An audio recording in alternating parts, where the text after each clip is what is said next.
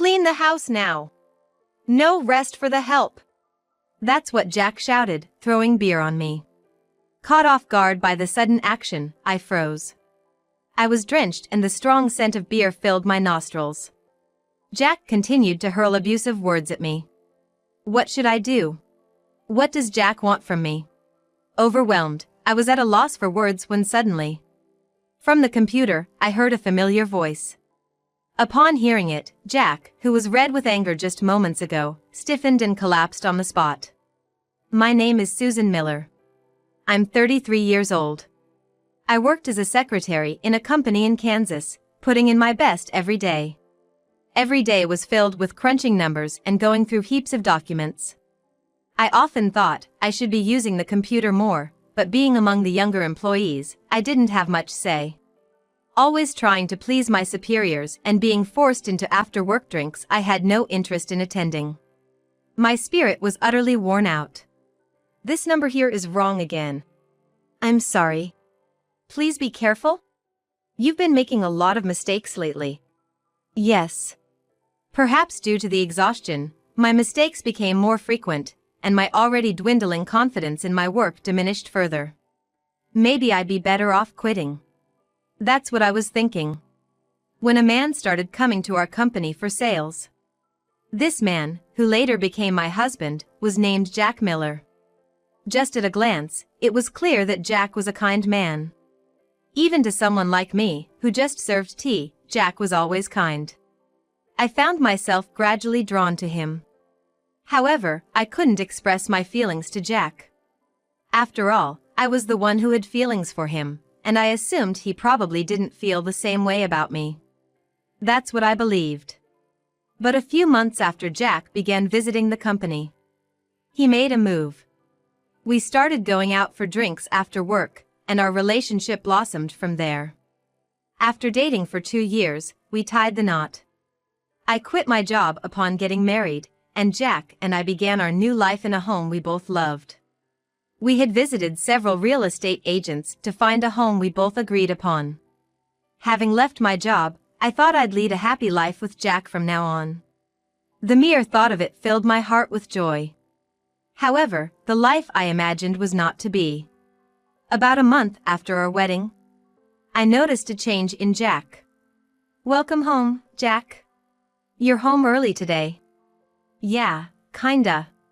He didn't even look at me, and there was no usual greeting. Seeing Jack act so differently, I couldn't help but feel concerned. Jack continued to seem downcast. Are you okay? You seem tired. Huh? Oh, yeah.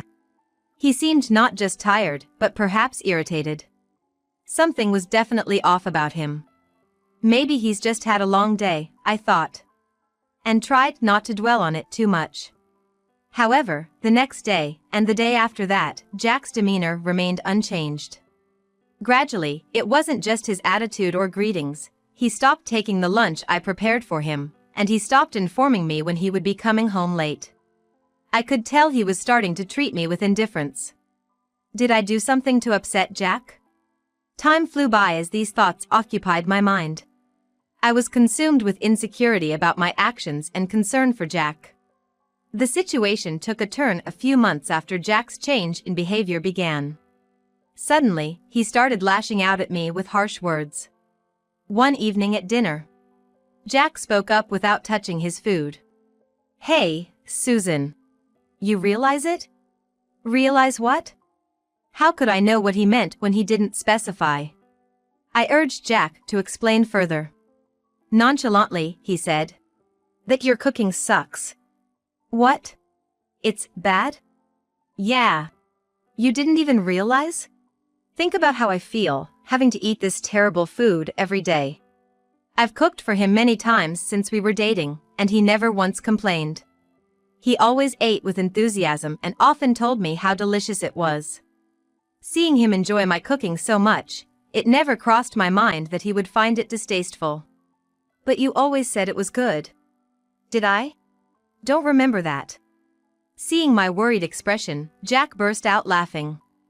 After a hearty laugh, he set down his utensils and retired to the bedroom. Looking at the untouched food, I felt indescribable emotions. I too put down my utensils, replaying Jack's words in my mind. Had he been pretending to like my cooking all along? Or had my cooking skills deteriorated? No matter how much I pondered, I couldn't find a satisfying answer. But one thing became clear to me. Considering his recent behavior and the words he just said, it seemed Jack had grown to dislike me. Initially, I thought he might just be tired, but his recent behavior was way over the top. The old Jack would have told me if he was feeling worn out. It must be true. But then, that would mean I did something to make Jack despise me. Yet, I couldn't think of anything. My doubts about Jack kept mounting. 2 more months passed. Jack's behavior deteriorated day by day, and the kind-hearted man I fell in love with was nowhere to be found. He hurled insults at me almost daily and made it very clear through his actions and noises that he was irritated. You know. Can't you even clean properly? What? Clean? Yeah. The bathroom, the toilet, none of them are clean. The living room is a mess too. I always want to keep the house clean, so I clean the bathroom and toilet almost every day. I even vacuum daily. What more does Jack want? I don't understand. Even as I was downtrodden, Jack continued to berate me. Of all the things he said, the one that hurt the most was, "Why did I even marry a woman like you?" Were all his previous expressions of love just lies? The moment that thought crossed my mind, I felt tears streaming down my cheeks. Ugh, why are you crying? Cut the fake tears. In the past, he would have comforted me, but now all he does is hurl insults. Laughing at me, Jack returned to our bedroom. Initially, we shared the bedroom. Now, I've been relegated to the couch. I had gotten used to sleeping in the living room. I was aware that Jack was taking me for granted and not valuing me. But I couldn't bring myself to consider divorce. I still believed in Jack. However, Jack's treatment of me continued to worsen daily. "Hey! Food!" he'd demand, only to complain. "I can't eat this crap." I'd suggested dining out occasionally, but for some reason, Jack vehemently opposed it. And he wouldn't tell me why. He'd return from work, complain about the house, and then demand dinner.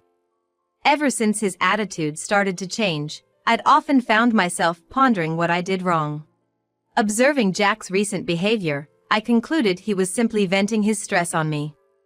The contradictions between his words and actions, and his consistent tendency to lash out and complain, made it all too clear. I get that Jack might be worn out from work. But hey, I'm human too. Endlessly being on the receiving end of criticism, I too am accumulating stress. I had once wished he'd switch places with me to understand, but I was already at my breaking point. "Hey, Jack. Can you stop already?" I mustered up the courage to talk to him. "I don't know if it's because you're tired from work, but can you stop taking it out on me? I mean, I deal with your complaints every day and it's stressing me out too." Jack looked at me, aghast. "What are you talking about?" "That's exactly what I mean. Right when you come home, you just start with the complaints. I'm trying my best, you know?" Jack half laughed at my words. But as soon as I finished talking, his face turned beet red with anger. "You know, listening to you, who do you think you are?" "What?" "Just a housewife, and you can't even clean properly or cook decent meals. Why shouldn't I complain? You live so carefreely. That's what ticks me off." "Well, why don't you tell me what's wrong? If you do, I'll try to fix it." "No, I won't. I can see that even if I tell you, you won't change. You figure out what's wrong." Even when I asked what I could improve on, Jack just avoided the question. From this conversation alone, it was evident that Jack viewed me as nothing more than a stress relief outlet. Expressing my feelings to Jack only made our relationship deteriorate further. His verbal abuses became more severe, and his attitude even colder. Remembering our happier days, I'd often sigh. In the midst of this life, one day, I received an unexpected call. It was from my mother-in-law. We had a good relationship, but rarely spoke on the phone, so I quickly picked up. Hello? Oh, Susan. How have you been? Her voice was cheerful over the phone. After some small talk, she got to the main point. Oh, handcrafting? Yes. I was thinking of picking up a new hobby and remembered you're into handcrafting. I was hoping you could teach me a few things. Actually, handcrafting was a hobby of mine. I'd buy materials and tools, and spend my free time, especially when Jack wasn't around, crafting. I once mentioned it to my mother-in-law, but never thought she'd remember. Oh, of course. I'd be happy to help. From that call, I began to talk with her frequently. Not just regular calls, but video calls. Initially, we only had voice calls, but as we wanted to show each other our work and explain materials in detail, we switched to video. Her house wasn't too far, but constantly visiting would be a hassle. So, when it was our designated crafting time, I'd go into my crafting room and we'd craft together while on call. My heart, which had been tormented by Jack's actions, felt somewhat purified during these chats with her. By the way, how have things been with Jack recently? Everything okay? Yes. That's good to hear. I never spoke to her about the issues with Jack. I didn't want to worry her, and more than anything, I wanted to forget about him during our time together. Even after I began video calling with my mother-in-law, Jack's attitude remained as terrible as ever. I was desperately trying to keep my mother-in-law from realizing just how awful Jack was being. But then, one day, something happened. It was a Saturday, a few weeks after I'd started the video calls with my mother-in-law. I was in the middle of a call with her, having finished my housework as usual, when suddenly the door swung open. Jack. Turning around, there he stood near the door, holding something, seemingly oblivious to the ongoing video call. He sneered, approaching me. What are you doing, sneaking around in here? Where's the cleaning? The laundry? Why haven't you done them? I've already done them. You saw me, didn't you? What? I wasn't watching. Well, he had been glued to the TV in the living room, so that response was expected. You're always watching TV, that's why. What? Shut up! Growing even angrier at my words, Jack shouted. Clean the house now! You're basically my maid! No rest for you! And splashed the liquid he was holding onto me. I instantly recognized the smell. Beer. My clothes clung to me, sticky and smelling of alcohol. And there was Jack, laughing at me. The shock left me speechless. Get to work now! With that, he kicked over a stack of books nearby. His mocking laughter echoing throughout the room. I was paralyzed, watching the beer-soaked pages of the books. Then, from the computer came a familiar male voice. Is that all you have to say? Dad? Yes. It was Jack's father. My father-in-law. Jack. What on earth are you doing? I saw everything. How could you verbally abuse Susan and then drench her in beer? When did you become this monster? No, Dad, it's not what you think. Jack, who had been so aggressive moments before, was now clearly terrified. Despite his son's pleas, my father-in-law's fury didn't wane. What do you mean, it's not what I think? It's obvious this wasn't the first time, right? Well. When did you start acting like this, Jack? My father-in-law seemed deeply disappointed, and understandably so. Seeing his own son behave this way must have been shocking. Ignoring Jack's attempts to explain, my father-in-law turned to me with an offer. Susan, do you want to come over to our place right now? Now? Yes. I don't feel comfortable leaving you there with him. If you're okay with it, I'll come get you right away. I was taken aback by his sudden invitation. But thinking it over, I couldn't predict what Jack might do next. Is that okay with you? Absolutely. Wait for me. And Jack, if you do anything to her, you'll answer to me. With that, he ended the call. I quickly packed a bag and waited by the front door for my in-laws to arrive. Jack was pacing nervously, but he didn't harm me. A few minutes later, my in-laws showed up, and I headed to their home. The moment my father-in-law opened the door, I could see the fear in Jack's eyes. He was truly terrified of his own father. Jack, reflect on your actions tonight, alone. Understand? Dad, I'm sorry, What are you babbling about? Your apologies should be directed at Susan, not me. Just reflect on your behavior. Got it? With that, my father-in-law ushered me out of the house. I had changed my clothes, but I hadn't had the chance to shower. Wrapping a towel around me, he gently led me to his car. Minutes later, we arrived at my in-laws' house, where my mother-in-law was waiting. Susan, are you okay? Yes. Thank you. She hugged me gently and guided me to the bathroom. Take your time. Fresh clothes and towels are here for you. Thank you. Everything had happened so quickly, my mind was still reeling. After the shower, I changed into the clothes they'd provided and headed to the living room. Thank you for the shower. No worries. Both my father-in-law, with his stern face, and my concerned-looking mother-in-law were seated on the sofa. Urged by my mother-in-law, I sat down. Susan, can you tell us everything that's been going on? It wasn't the first time, was it? Well. Please, Susan. Lost for words, I fell silent. However, my in-laws patiently waited for me to speak. Minutes passed, and I recounted everything that had transpired since our marriage and why I hadn't confided in them earlier. They listened without interrupting until I finished. And then, things got like today. Why didn't you tell us sooner? I didn't want to worry you. I'm sorry. Well, I understand how you feel, but don't let someone like that get the best of them. Yes, I'm sorry. Although they were stern, I could feel they were genuinely concerned for me. There was another prolonged silence. Both of them seemed deep in thought, and the atmosphere wasn't one where words could easily flow. After a few minutes, my father-in-law finally broke the silence. Susan, do you still love Jack?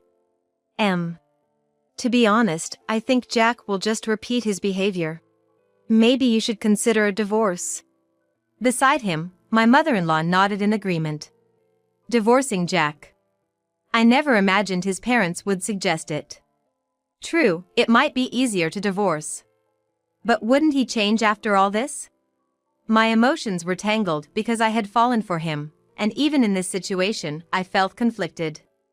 However, they waited patiently for me to decide. After pondering for a few minutes, I reached my conclusion. I'll divorce him. That was my decision.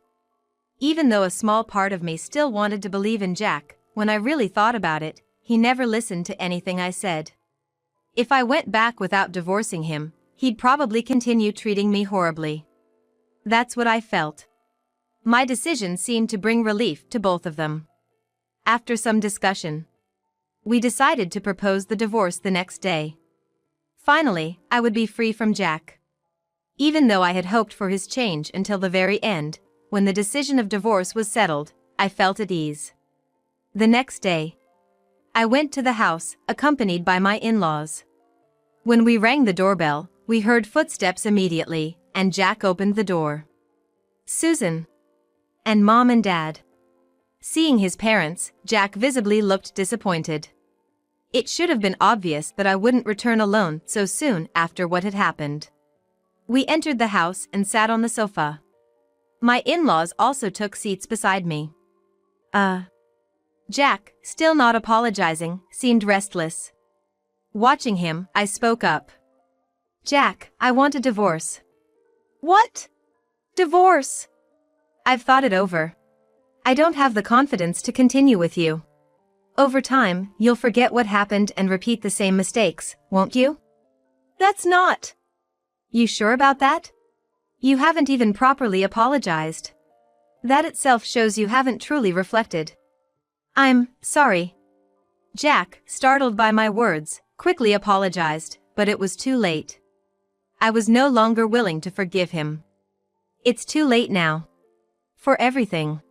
Here's the business card of a divorce attorney. From now on, let's discuss the divorce proceedings through this lawyer. With my in-laws on my side, I was able to speak my mind confidently to Jack. Too late. Jack, what were you thinking last night? You didn't even apologize to Susan, and you're surprised when she brings up divorce? If you were truly aware of the severity of your actions, you wouldn't be so shocked. I did something terrible, but I never thought it'd lead to divorce. You never thought it'd lead to divorce? You really have no clue, do you? I could see Jack shrinking back. All his bravado seemed to have vanished. Our relationship ended without him sincerely apologizing even once. By the way, as I was packing my things to leave the house, I asked him, "Why did your attitude change so drastically after we got married?